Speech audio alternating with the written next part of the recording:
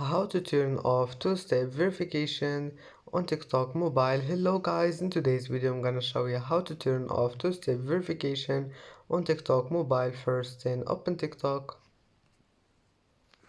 and now click profile and then click these three lines in top corner and after you click on it, click settings and privacy and then click security and login, and here you will find this one, two-step verification, and click turn off here in the top corner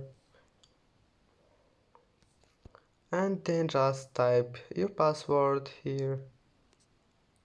And that's it for today's video. If you like this video, don't forget like and subscribe, and thank you for watching this video until the end, and see you in the next video.